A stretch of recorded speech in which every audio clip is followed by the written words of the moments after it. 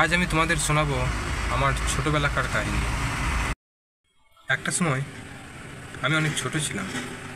আমরা ছিলাম 3 ভাই বোন এবং আমরা 3জনে ছিলাম খুব দুষ্টু এবং একে অন্যের সম্পূরক। আমি ছিলাম 2 নম্বর আর আমার বোন মানে ছুটকি ছিল সবার ছোট আর সবার প্রিয়। আমাদের বাড়িটা ছিল একদম রাস্তার ধারে।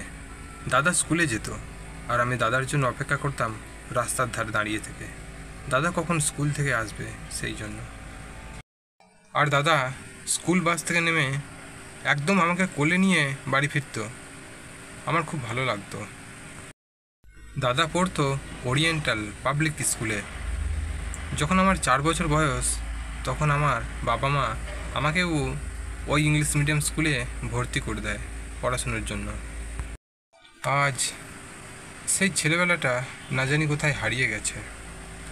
দাদা থাকে কর্মসূত্রে ব্যাঙ্গালোরে, আর ছুটকি তার বিয়ে হয়ে গেছে অনেকটা দূরে। আর আমি থাকি তোমাদের সাথে, তাও সবসময় হয়ে ওঠে না কাজের চাপে।